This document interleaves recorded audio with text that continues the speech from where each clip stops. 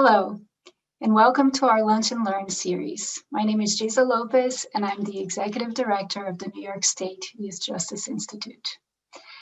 I want to start by thanking each of you for joining us today in this virtual space and for making time to learn more about restorative justice practices.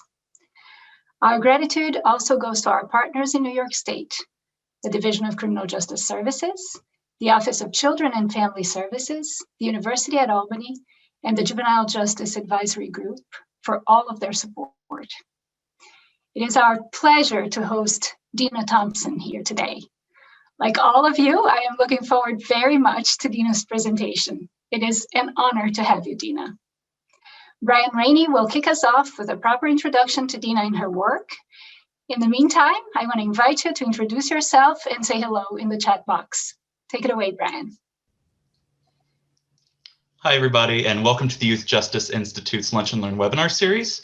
My name is Brian Rainey, and I am a research fellow at the YJI.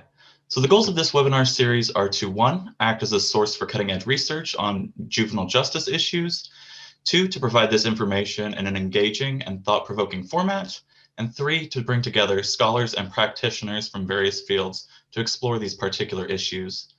I have one housekeeping item today. In the calendar invitation email that was sent out this morning, we included a link to a webpage showing how to access all of the features used today. Please reference this resource if you're having issues with these features. We highly encourage you to submit your questions as they come up. There will be points today throughout the presentation that are designated for answering audience questions, and we'll have a Q&A portion at the end. We ask that you put all of your questions for Dina into the Q&A section, and comments can be submitted in the chat. And now that that housekeeping item is done, I think that we're ready to hear from an expert in restorative justice practices. Dina Thompson is the Executive Director and a founding member of the Erie County Restorative Justice Coalition. She also serves as an adjunct professor of restorative practice at University at Buffalo Department of Social Work. She is a graduate of Hilbert College and holds a master's certificate and licenses in restorative practice from the International Institute of Restorative Practices in Bethlehem, Pennsylvania. As a restorative justice practitioner, Dina has successfully helped implement restorative practices in several school districts across Erie County, thereby reducing negative responses to misbehavior and increasing positive parental involvement in school. As executive director, she has trained and supported over 40 schools and hundreds of community members in restorative practices. And through collaboration with other community-based organizations, Dina supports the implementation of restorative practices in many of the institutions across the region, and in partnership with the Center for Resolution and Justice, has helped facilitate restorative conferencing and family court, and has coordinated Restorative Justice Day in Buffalo for the past 4 years. Dina and her team lead monthly restorative conversations to address the past and present harms of racism, privilege, and implicit bias. So without further ado, Dina Thompson.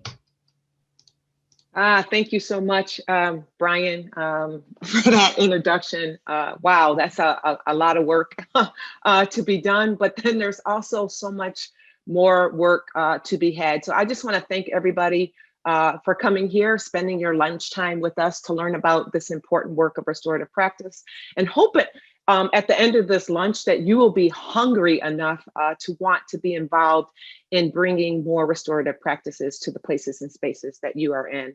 I want to start out by saying that restorative practice is not something that is new. So I really want to honor our ancestors as we begin to lunch and learn together. I'm just going to take a moment to acknowledge the traditional lands of the Haudenosaunee people, of the lands in which I live, work, play, and thrive. They have been here since time immemorial. The land is the land of the Cayuga people to the east and the Seneca people to the west. So we recognize that we are born into circles and acknowledge that the practice we strive for have been passed down to us by many indigenous groups. We honor the ancestors who have come before us, striving to promote peace and unity for the peoples of this earth. We recognize our relationship with each other and with the earth, without which we would have the necessary means to sustain life. And so I just want to lift that up to all the indigenous people that may be in your area and just pay honor and homage to this great work. And so today we are only together for a very short time.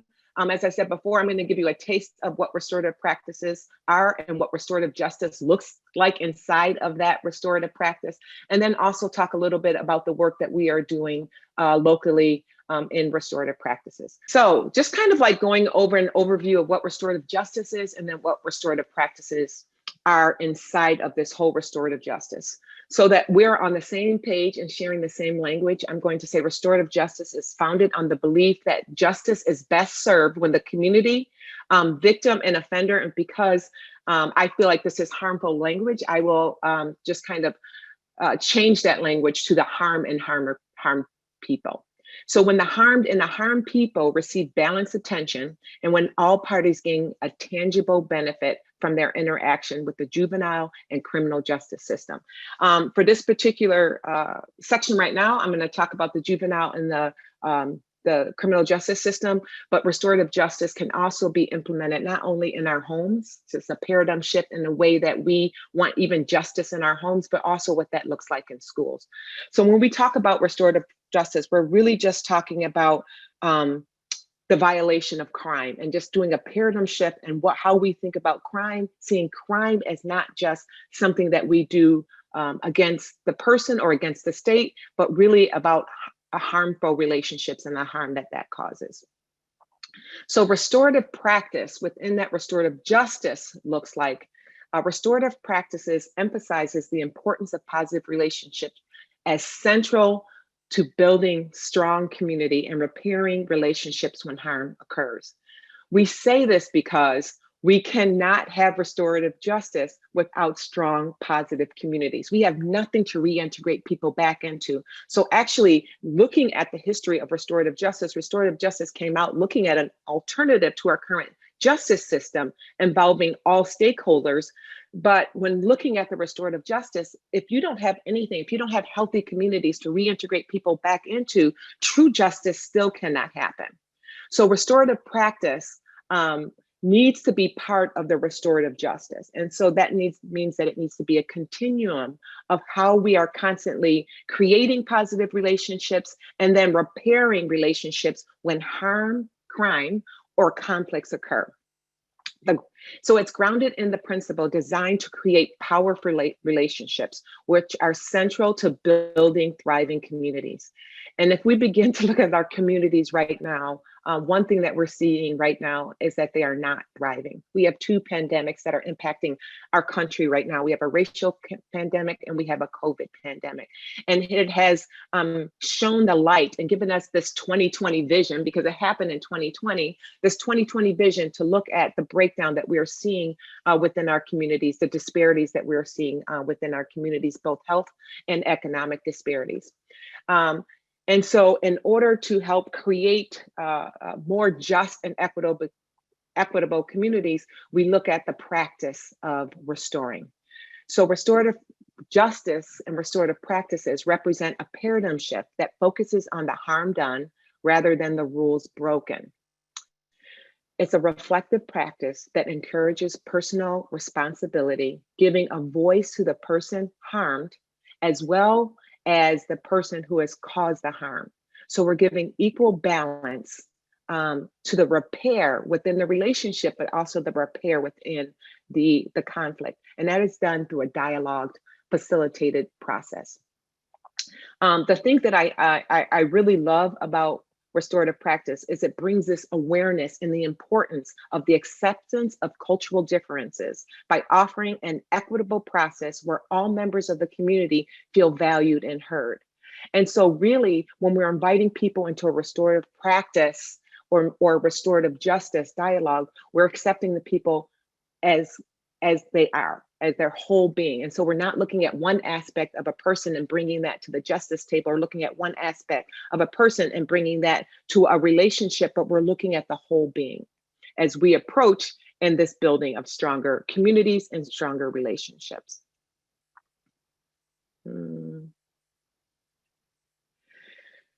So we can't have restorative justice unless we are practicing constantly building, maintaining, and restoring relationships. So if we think about this, and we're going to take a look at it in a little while, but if we begin to think about this, we're thinking about always ways in which we can create these positive relationships. And so if we are dedicated to committing to positive relationships 80% of the time, then we only have to spend 20% of our time actually restoring the relationships, or the need for restorative justice. So we're going to take a look at both of those parts, like the 80% and also the 20%. A lot of times when we are working with people, they really only want to address the 20%. They only want to address the justice part. They only want to address the conflict part. They really don't. And when the time and the value and where you get the biggest bang for your buck is really when we are constantly having processes to build those positive relationships. So separating that out, I just want us to keep that, as my mother would say, let that marinate for a minute. So let that marinate for a minute as we talk about the justice system.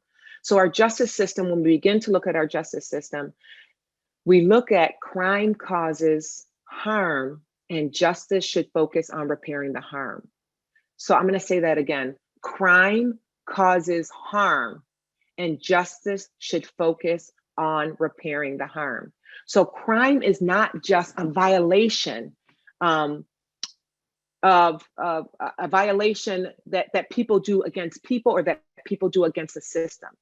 Crime actually breaks down relationships. It's between two people, and it's encompasses the community, and it's a breakdown in that relationship that we need to look at the underlying issues that are causing that breakdown in relationship in order to administer true justice.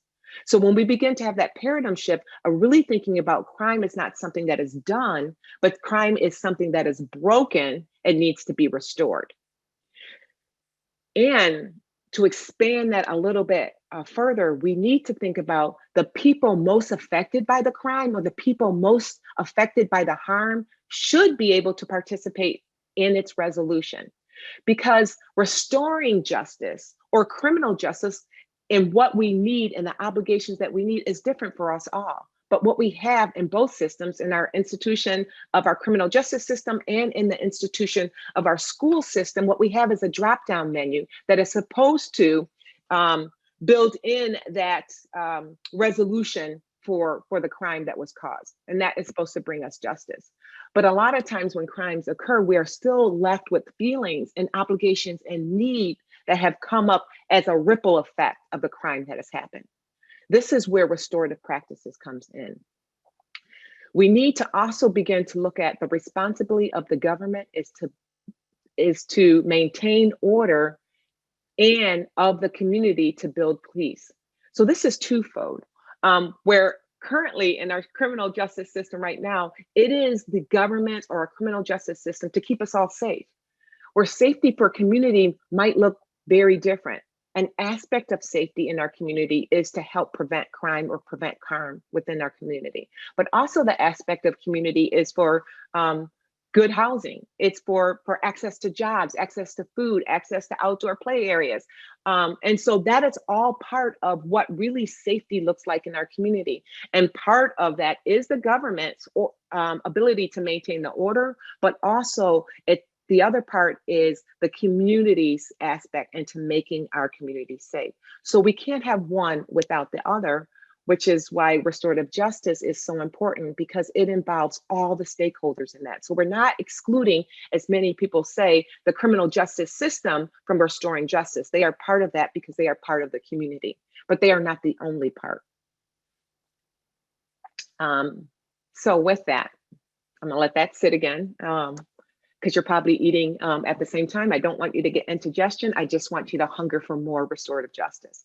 So I'm saying that restorative justice is the theory of justice that emphasizes repairing the harm. So again, we want strong, positive communities. And we get those through strong, positive relationships. When there's a breakdown in those relationships through crime or harm or conflict, we need a system that repairs it. Our criminal justice system only looks at a part of that. As a matter of fact, we remove people from our communities in order, we think, makes the community safer.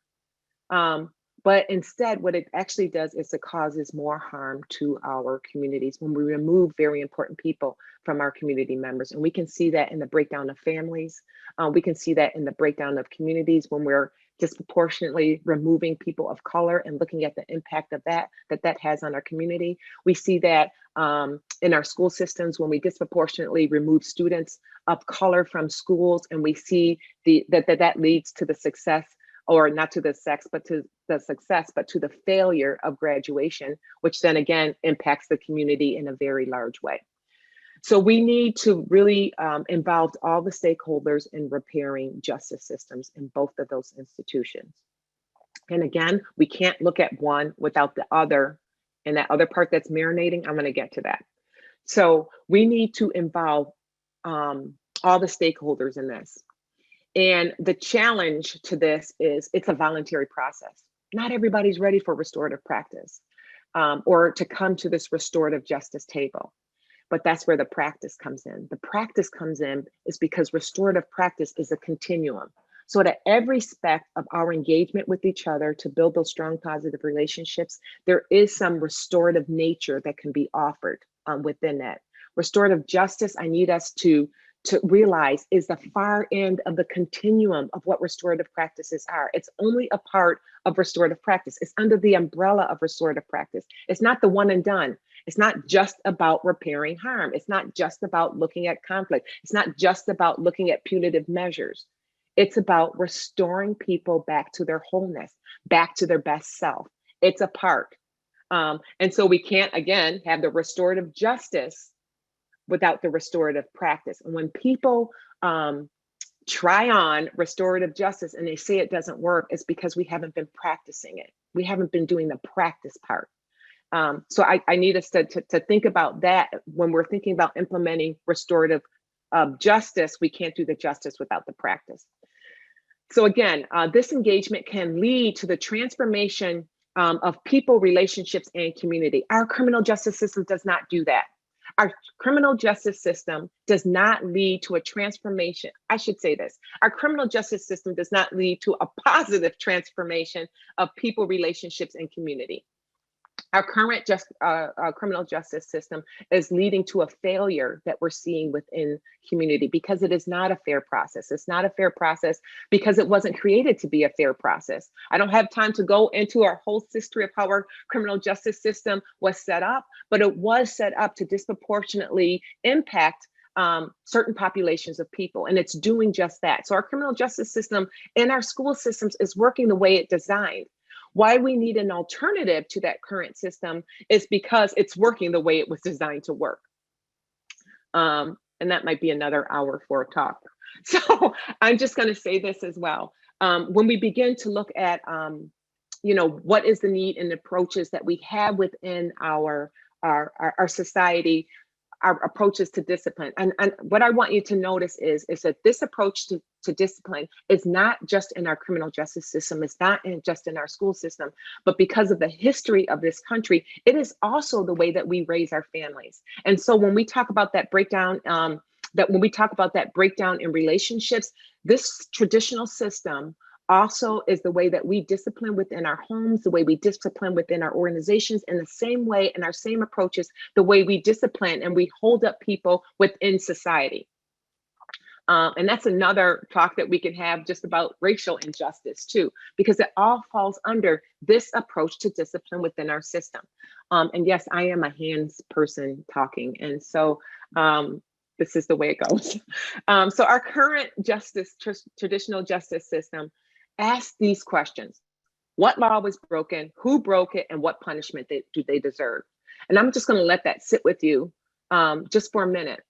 I want you to sit and think about that as you approach your work. If someone has wronged you personally, some of those feelings that come out like, oh, so what did they do to me? What did they break? So this is the punishment that they deserve.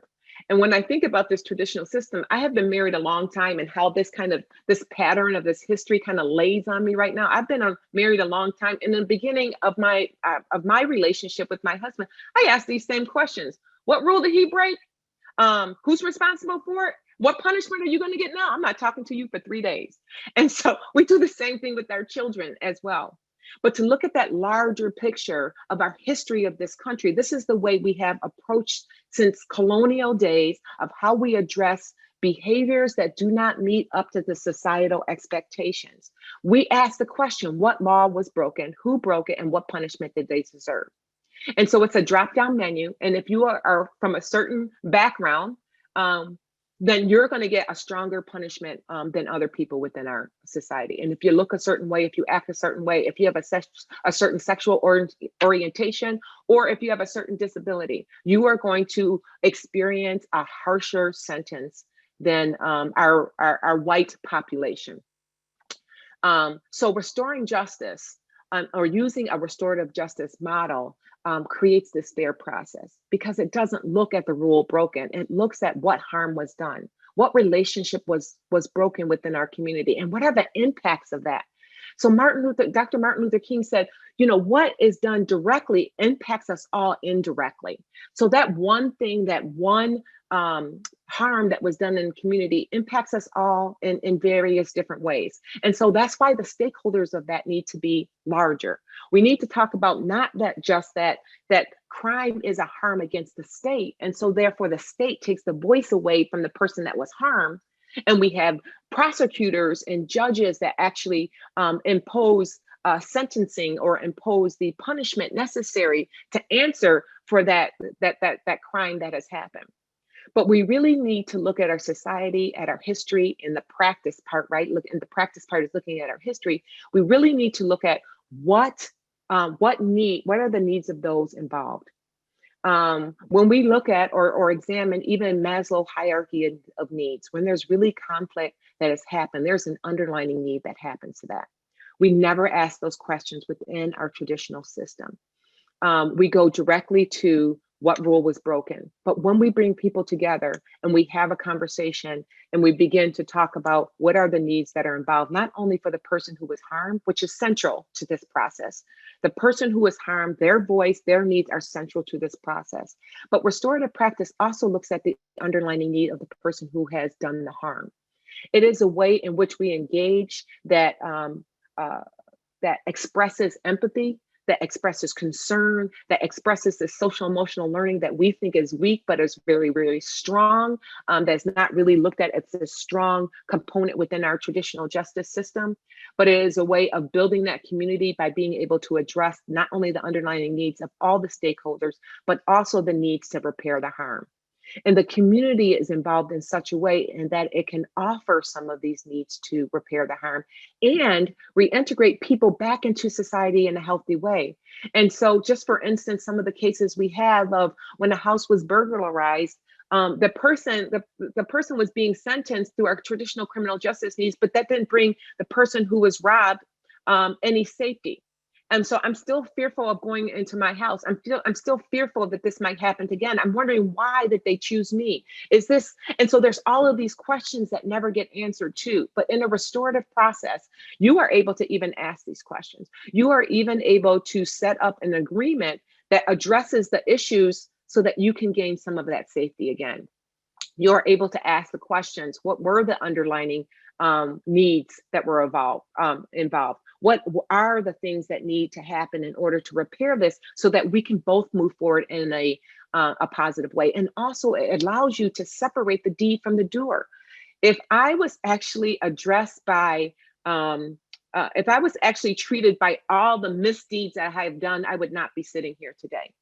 In our criminal justice system, you not only have to quote unquote pay through our criminal justice system, but when you are released from our criminal justice system, you are still imprisoned by that name, by that reputation that our traditional criminal justice system gave us. So this is the need, why we need this paradigm shift. We need a paradigm shift because we need to answer and provide safety, true safety for the community that does, yes, involve the criminal justice system, but also gives community in a bigger voice and the people who are most impacted by the harm a voice. So we need to make that paradigm shift and not just concentrate on the rules that are violated, not just in our organizations, not just in our families, and not just in our criminal justice system, because it's out of all of those that we can begin to start this language of restorative justice. In our organization, we say restore people, restore people. Restorative justice starts with us. Like, we have to start restoring ourselves and looking at our own conflict, our own interpersonal conflicts in order to address these things. So that's the longer line, and that's the bigger picture of how do we practice restorative practice. So restorative practice is not a training, it's not a one and done. It is how we are constantly restoring relationships. The indigenous practice gets it. It's a lifestyle. It's in Ubuntu. I am because you are. And it's this constant repairing and moving in relationships in order for this to happen. We don't focus on just establishing guilt. We don't focus on establishing shame. Our current justice system focuses on establishing shame. And we think through the shame culture, if we keep shaming people enough, they're not going to do this behavior.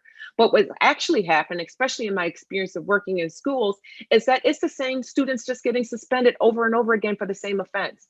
We see the same thing in our criminal justice system, the same people doing not only the same offense, but maybe harsher offenses afterwards, because the underlying issues are never addressed. Or we shame people into a shame culture where they're never reintegrated back into community in a healthy way. And so they form their own communities because we are people of belonging.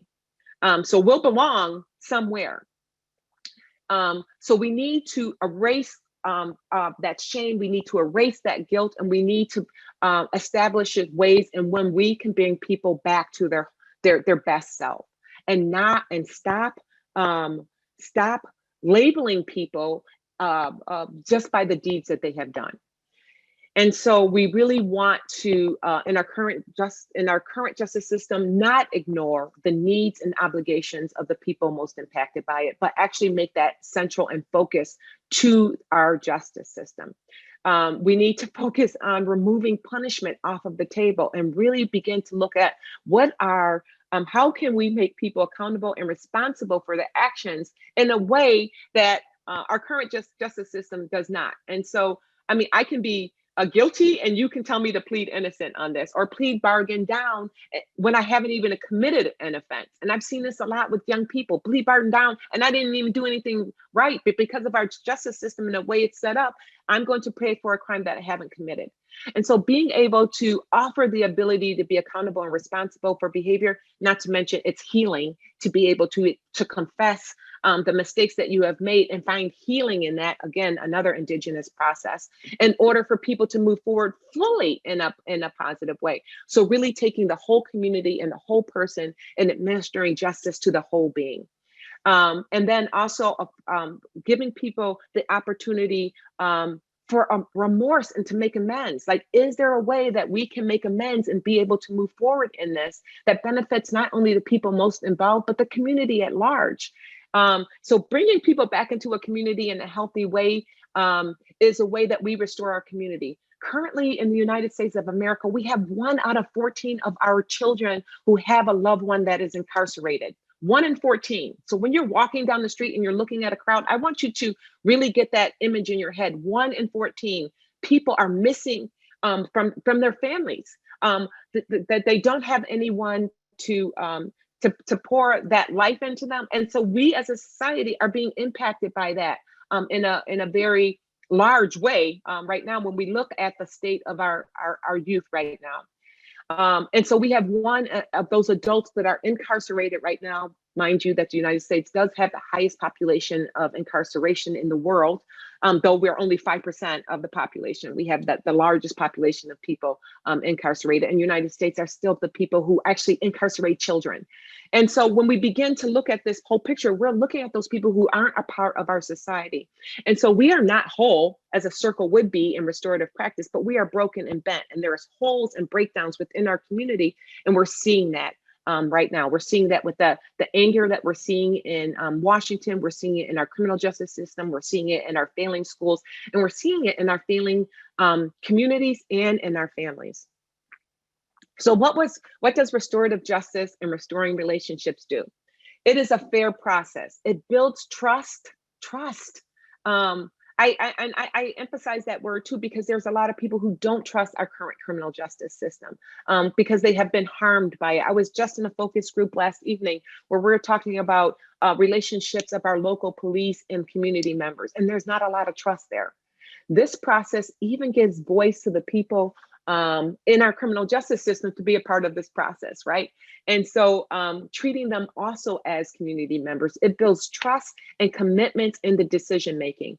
Restorative practice, the aim of restorative practice is people are more likely to change and make positive decisions and positive behaviors when people in authority do things with them instead of to them or for them. And so to them means us, us sitting in this punitive state. And for them means I'm just going to give you everything you need. But people don't want that. People want accountability and responsibility in order to repair the harm themselves, and giving that authority to be part of that decision-making process. We see this a lot when I work with restorative practices in school. I actually worked in an in-school suspension classroom in which we used to probably have about, 50 kids in there a week. And in less than 6 months, we had 0. They had to find me something else to do within the school, because this restorative process was not only about addressing the behavior that got them there, but the underlying issues that brought them there as well. And so we began to create these positive relationships within school where kids just wanted to hang out there because they were being seen and heard, and we had to give them an alternative and some positive experiences within their classroom and within the school culture. Restorative practice, as I said before, is a continuum. So it's really this accountability and responsibility is effective language, giving people the ability of that social emotional learning to be able to express their feelings in response to a specific action or behavior. So it's providing, and it's also providing a safe space in order to do that. We do that, as I said before, through the practice of restoring relationships, which is restorative practice. We need to practice that community building. At Erie County Restorative Justice Coalition, we do weekly circles with community members. Now we run about 7 a month. So we do 7 monthly circles in which we just talk about everything that impacts community members, so that we can begin to build those strong, positive communities together, so that when there's a breakdown in that community, we have a strong community already to do this restorative justice process. We have relationships with community members. We are using resources and collaborating with community members in order for this to happen. So we're doing the 80% by providing places and spaces for people to build community. Then we check in with each other. So we develop these relationships and we check in when we check out with each other. And it grew so much, that's how we have 7. Before COVID, I will tell you the truth, we had 1 a month. Now we have 7 because the need of the breakdown in the community is so great. And then we do have a process within our organization that repairs harms. And I'm going to show you a quick look about what that looks like and give you an overview of one of our partners. I will say, as we're doing this and restoring justice, this is not a one and done for one organization or one criminal justice system or one court or one school. The part of the 80% is we have spent the last 8.5 years building relationships with various community members in order for this project to happen. This is a sample of what we've been doing. We were challenged before, and Erie County Restorative Justice Coalition is only 10 years old, but we were challenged before, if this can work in schools, then it can work in our criminal justice system. So you want to know how this started? We started in schools first, but we first started having challenging conversations with community members, with youth, because it's nothing about us without us. So talk to some youth, especially if you're working with youth, make sure they're at your table. But we also began to make sure that parents' voice was central to this, that youth voice was central, that organization, child and family services, that we work with various community-based organizations that deal with mental health, that deal with social work, that deal with universities. Like, we need to have multiple voices at the table to create a true restorative practice option. This is not something, a school cannot do restorative practice without community members. In a criminal justice court cannot do this work without community members being involved in it. So when you begin to look at this, get all the players at the table. Foster care, like all of those people. I'm just trying to think of various people who are at our tables. Get all the people at the table, people who reintegrate people back into community in a healthy way after they have come out of a criminal justice system. Though restorative practice can be offered at any point along the continuum of working, there are many offerings within our communities that it should be offered. I say restorative practice should be offered in every single organization. You should have a way of building and maintaining positive communities within your organizations, and then also a restorative way to repair when people are not acting their best self. It should be a restorative way in which we are reintegrating people back into that community in a healthy way. Why do we need restorative justice? I just look at our statistics right here, and it just kind of it just stills my heart right now. We look at in the United States that 48,000 youth are held in facilities away from home. As a result, the juvenile or criminal justice system is involved. These are our youth. These are our kids right here. And I claim them all. I mean, I have 48,000 plus kids because this is our watch right now.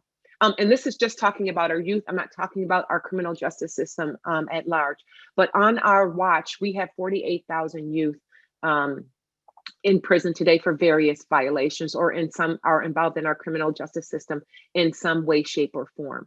And this should not just be on the watch of our criminal justice system to watch over our youth. So just a snapshot of where people are held or where our youth are held and some of the offenses that they have committed. So this is the why. Why do we need restorative practice? Because our youth shouldn't be here. Our youth should be in our homes. Our youth should be in school. So in an effort to help reduce that, we have partnered with a wonderful organization called the Center for Resolution and Justice, Family Court, Judge Friedman's Court, and Probation to help facilitate a restorative practice option. Like I said before, this cannot be done alone. We are a coalition because we know that repairing and maintaining relationships take many hands. It's that take a village model, right? And so we need many hands to help to do this work. And so I am very appreciative of the Center for Resolution and Justice to reaching out to Erie County Restorative Justice Coalition, using the talents and the abilities that we have to help address some of these things that they are actually seeing in our court system. So created, and most of these slides are shared by the Center for Resolution and Justice. So thank you for that too. So I'm going to give some appreciation for them as well. This is how the system is working right now. So this is the flow of our referrals currently within, and it's not a pilot, now it's a program. Within that program, Probation and Family Court, our court judges, they give a referral to the Center for Resolution and Justice. The Center for Resolution and Justice offer conflict coaching, mediation, and they use us as a partner for restorative circles or restorative conferencing.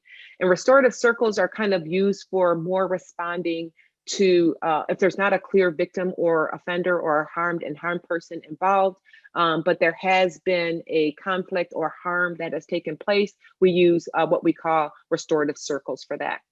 And the conferencing is the more formal part of restorative justice, in which it's a formal process that involves pre-conferencing and the actual bringing together of all people who have been affected by the harm. Some of the things that we see are appearance tickets. We see PINS diversions, which are persons in need of supervision. This one always makes me laugh because I think this is for our government right now, persons in need of supervision. So this one makes me laugh, like, why aren't they on PINS? And predispositional supervision and administrative conference. So I'm going to break this down for us in just a minute so we know what this looks like and what all of this means and what the cases look like. And I know this is really fast, folks, but please feel free to reach out to our organization. I'm sure that Brian will share that. So if you have even more questions that I can't get to today, I'm more than happy to either steer you in the right direction or answer them if I can. So in our partnership, some of the charges that we have seen with the Center for Resolution and Justice are low-level assaults, criminal mischief, resisting arrest, petty larceny, NFTA, that's our transit system violations, and destruction of property, online bullying, and school-related problems. And so these are the various applications of which we get the cases from or referrals from the Center of Resolution and Justice. Just to take a look, like we talked about a lot And these are some of the challenges within our system too, right?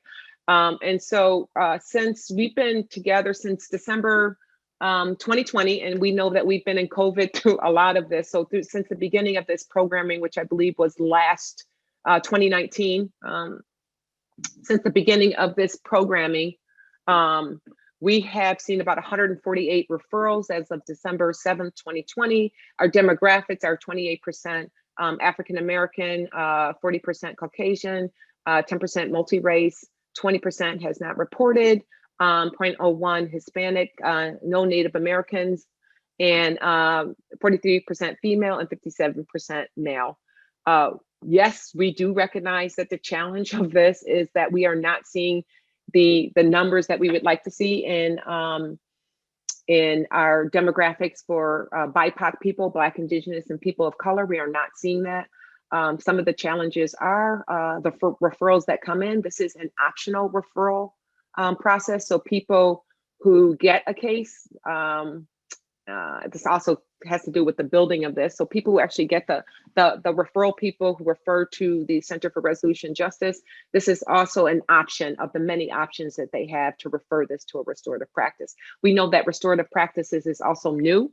And not a lot of people are familiar with this, but I'm so grateful and thankful for the Center for Resolution Justice, because they give us the opportunity to speak to lots of people, to educate them about an alternative and to educate them about restorative practices. So as we work together, these opportunities are growing within community. And we know that as people get familiar and more familiar with this, that they will see this as a viable option. But I wanted to kind of highlight the work that was happening within the restorative practice partnership of community-based people, and then our criminal justice systems to offer an alternative in our community. And it's possible. It does. I mean, it is like all relationships. I love that restorative practices are based on relationships, because you know what, on that first date, you're not just going to kind of like blurt out everything, right? It's a slow process. And so we're going to get to learn each other and trust each other. And as that trust builds, then the relationship grows. And so that's kind of what we're looking at here. The trust is building, the relationship is growing, and so are the opportunities to do more cases in restorative practices. And I will also say, for those of you who might be thinking, yes, it is challenging to do this virtually, because the impact of emotions are, and the feeling of those emotions in person are probably stronger. But this is not impossible to do virtually. So those who are thinking about starting something virtual is an option as well. For people who are working with youth with Raise the Age, which is where this initiative came from, these are the age groups of the youth that we are currently seeing right now. And then I just want to give people a snapshot of the offenses and the charges that we have seen here. Give people a little minute to look at that. And then I think this is the fastest I've ever talked, but I want to make sure I can get to people's questions as well. So when we think about, and I'm going to highlight ECRJC here a minute about this. Restorative practices are based on the principle that emphasizes the importance of positive relationships as central to building communities. We cannot do this work without each other. Restorative, for those of you who are interested for implementing restorative practices in schools, it needs to be a, all hands on deck type thing. We talk about in school systems that sometimes you have pioneers, sometimes you have laggers, and then sometimes you have those really resistant people. But when we create these positive relationships, we need to start with the leadership. Restorative practice, we have seen restorative practice succeed in schools, and we have seen restorative practices not succeed in school. And a lot of that is based on the buy-in of the leadership. So creating those positive relationships within school is central. We also have seen implementing restorative practice within schools. A lot of success is first doing it with the adults in the beginning and starting with the youth. Like if the adults in the building feel feel restored, if they feel seen, if they feel heard, then out of the overflow, they'll start treating their students like that. And we have trained over 50 schools in this. And so I'm saying from our experience, and most of the thing I'm speaking about today is from our experience in implementing restorative practice and sitting in restorative practices, it is through those relationships. When teachers feel seen and heard, and people, not just teachers, people in the building feel seen and heard. When you're looking at implementing restorative practice within the building, we meet people where they are. We recognize that some people aren't ready to do this process. And so we address that as a staff. We look at the underlying issues of that. Currently, we're working with several school districts right now, and all we're doing is working on where staff are right now, really trying to implement and teach over Zoom, and not teaching the academics, like where are you as a staff? What self-care do you need? How do we address COVID together? How do you address managing being at home and raising a family? And so really building those positive relationships to let them know that yes, restorative practice works because we're going to practice being in relationship with each other. We're going to meet people where they are. We're going to lift up the values of who they are when they're their best self. And when they are not their best self, we're going to restore that relationship to get them back to their best self. Usually when we work with the school, we will not work with them unless they want to commit with us at least 2 years.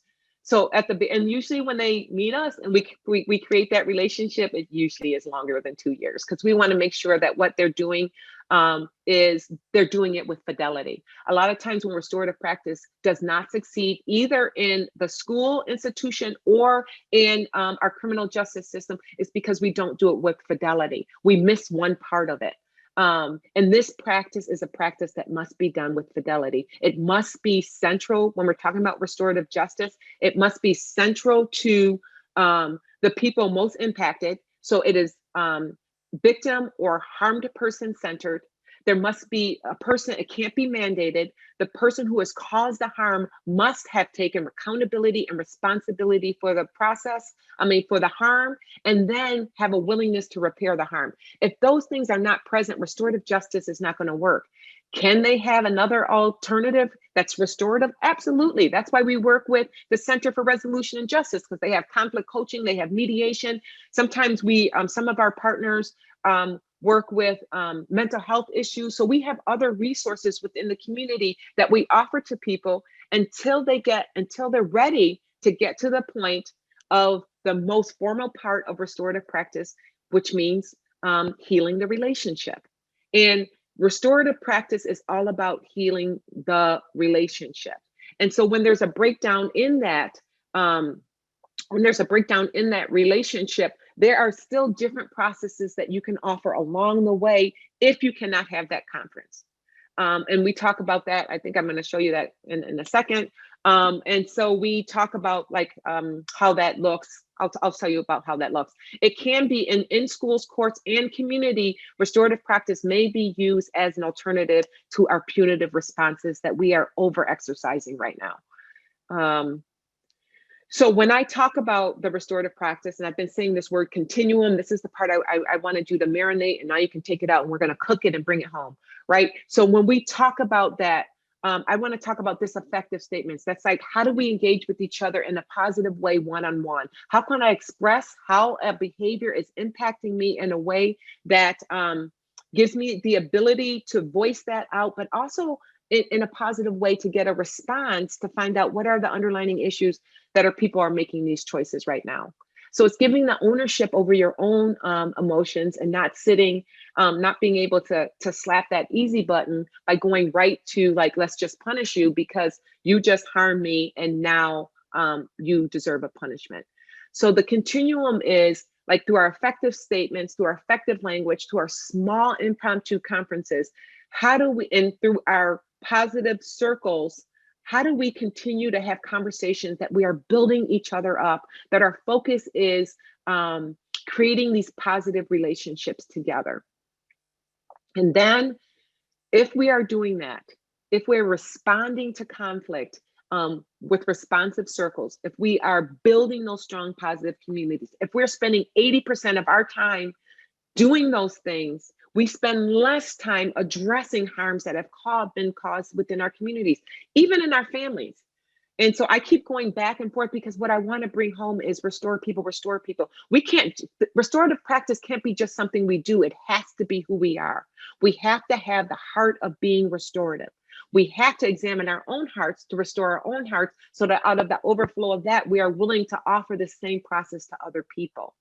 And so when people just go through a training of restorative justice and come out and just start doing, just wanting to do it at work, and you leave work and you're responding to your family members or your partner, not in a restorative way, it's still going to be ineffective. We have to do the paradigm shift within our society when we're looking at restoring relationships and maintaining relationships. This is what we need to look at when we're looking at the racism that's happening within our country, which is the underlying issue of everything that I'm talking about today, of all of our systems, because our laws were set up under racist conditions. And that's another time in another conversation. But that is where a lot of the harms have happened, that we haven't taken as a nation accountability and responsibility for those harms in order to move forward in a positive way within our own nation.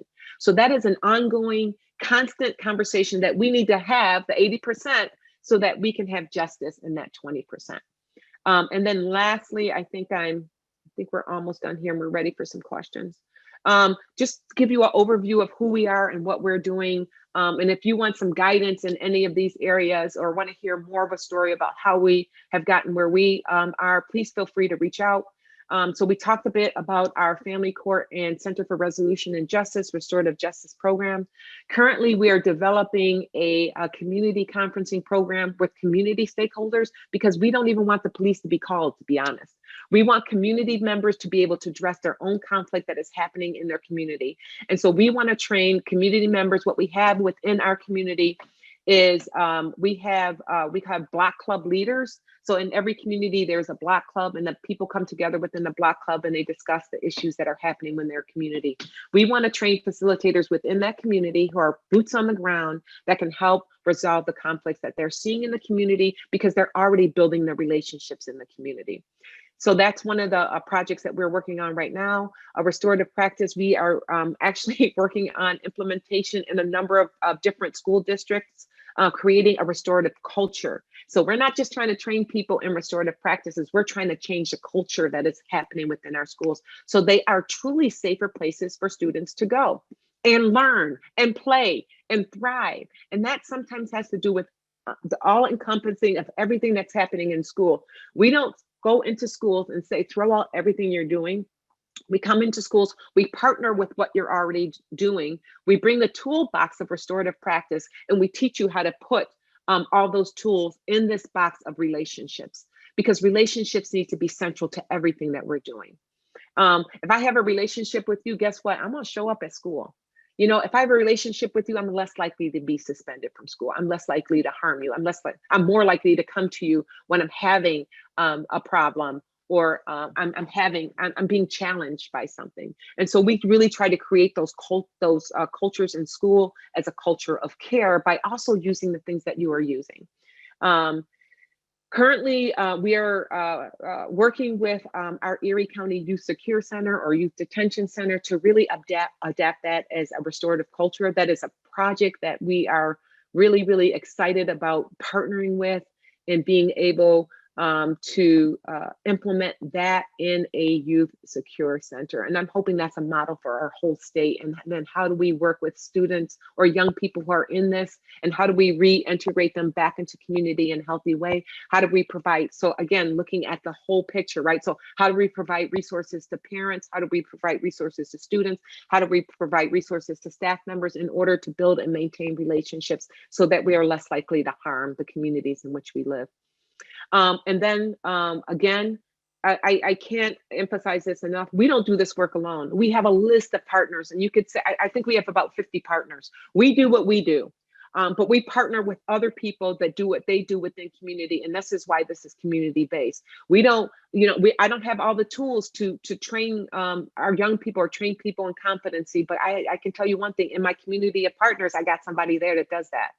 And so we bring many people to the table in order to lift up the resources that are in community. And so we collaborate with community members And I'm talking, when I say community members, we collaborate with the grandma down the street because they have street credit.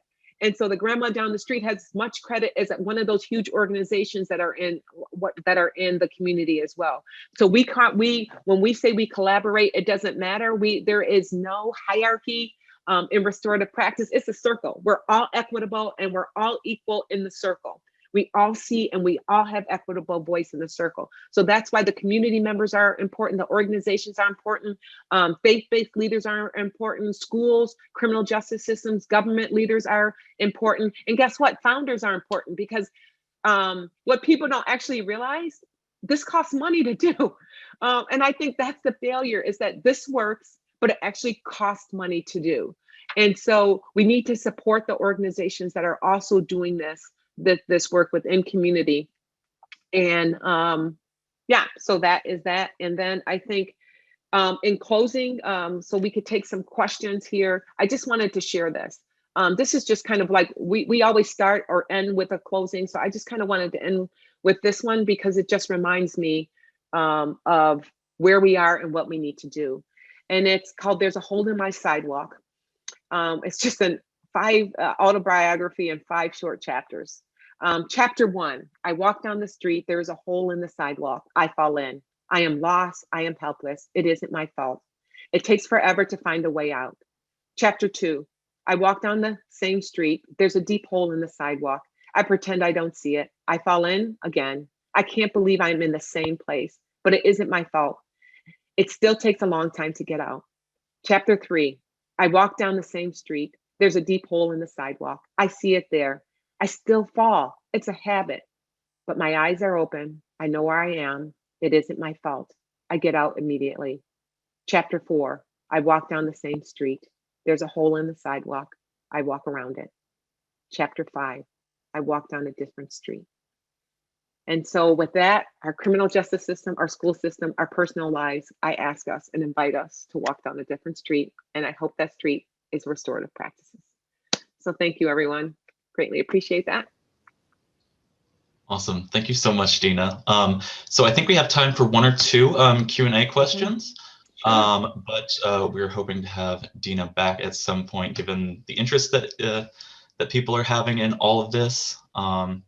So yeah, the first question is, are there any kinds of cases that you don't feel are appropriate for this practice, such as sexual offenses, teen dating violence, trauma that has gone on? Yeah. Do you want me to stop sharing this or leave it up? Okay. Sure. Yeah, you can. Okay. Whatever you are doing. Okay. So, as I said before, we have done all the cases you have just named. Number 1, you need a very highly trained facilitator to facilitate the space. You need very highly trained community members to help you in that space too. This also needs a space where that you do a lot of pre-conferencing. And so restorative practice is, as I said before, it's a continuum of practice. We want to make sure that we're keeping the space safe, and we also want to make sure that people aren't being harmed in this. And so the pre-work that happens before we actually are present with before the case comes about, there's a lot of work beforehand. But yes, all of those cases we actually just had a case of youth assault, and the people involved in that were not ready to actually come to the table, but we did do 2 recommendations to have them, because they do want to have this conversation or they do want to have this conferencing. And so we did some recommendations within some community members to do this, to prepare them to be able to come and have this conversation. So I hope that helps. Yeah. And then can you talk a bit more about a restorative justice process that doesn't require youth to admit guilt, so that can be used as a diversion from the system? So this is what I love about restorative practice. It's confidential. Once you meet with us, and so nothing that you say can be used against you in court. We don't even keep notes. We write down notes during the conference. We rip them all up. The only thing that we keep is the agreement. So we have confidentiality forms that are signed. So we want to protect people. It is important that the person who is harmed is admitting the accountability and responsibility. So that has to happen in order for restorative process to happen. There are some other things, as we said before, on that one diagram. Maybe there's some conflict coaching that needs to happen, or maybe some mediation that needs to happen. But if they're looking to repair the relationships, accountability and responsibility has to be central to that. Well, Dina, I'd like to thank you on behalf of the YJI and everyone in attendance today for presenting this amazing work. And speaking for myself, I found this webinar to be really enlightening, and I really appreciate the call to incorporate restorative practices into our work. But before I get to the closing announcements, do you have any parting words of wisdom for us? I just want to say I appreciate everyone who came today. Whenever I have the opportunity to share about restorative practice, I want to see it. It's a challenge. It's a challenge not to sit and listen and to lunch, but it's a call to action. Our nation needs alternative to where we are functioning right now. We need healing in all of our systems, in all of our institutions, in all of our relationships, and all of our families. So we need, there's things that are broken and we need restoring. And so I would encourage people to reach out, find more, connect with people, just do something after this. And my encouragement is to, your next step is to do something. And whatever that something is, it can connect, it could be read a book, it could be whatever it is, but just do something. Great. Oh, yeah. Thank you so much. Before we close, I do have a few announcements and items to put on everyone's radar. So the next session of the Lunch and Learn series will be on March 30th at 12 p.m. Eastern Time. We'll be hosting Dr. Youngmin Yi, Assistant Professor in the Department of Sociology at the University of Massachusetts Amherst, and she will be speaking about institutional contact and its impact on young people's families and household instability. The link to register for this webinar is in the chat. The YJI will also has an ongoing podcast series called Let's Talk About Youth Justice. The inaugural episode features a conversation with Dr. Timothy McCuddy, who spoke with me about traditional bullying, cyberbullying, and issues related to both. And that link will also be put into the chat. We are also producing new episodes for this series this semester, so be on the lookout for new content from us. And finally, the New York State Permanent Judicial Commission on Justice for Children, in partnership with the YJI, invites you to Social Justice for Our Youth, presented by Dr. Monique Morris. Dr. Morris is an award-winning author and social justice scholar with 3 decades of experience in the areas of education, civil rights, and juvenile and social justice. She's also the executive producer and co-writer for the critically acclaimed documentary Push Out, The Criminalization of Black Girls in Schools. And this virtual event will be held this Thursday, February 25th, from 12 p.m. to 1 p.m. Eastern Time. Registrants will also have the opportunity to view Push Out thanks to the New York State Permanent Judicial Commission on Justice for Children. And we'll place the link to register for that event in the chat. Shortly after we finish here, we will be sending a survey to you all via email. If you have the time, please fill it out, as it allows you to provide further feedback and questions for us. This information will be used to improve future webinar sessions. And the survey should take no longer than 5 minutes, and I believe that the link to that is already in the chat. And finally, if you've not already done so, feel free to connect with us on Facebook, Instagram, Twitter, and LinkedIn. The links to those accounts can be found on our website. And just a reminder that the views expressed here are those of the presenter and do not necessarily reflect the views of the New York State Youth Justice Institute. And in closing, I just want to thank you all for taking part in this session of the YJI Lunch and Learn webinar series. We hope that you've gained something from this webinar and that you continue to think about the work that Dina has presented today. And we also look forward to seeing you at future YJI events and webinars. Thanks again, everybody, and have a great rest of your week.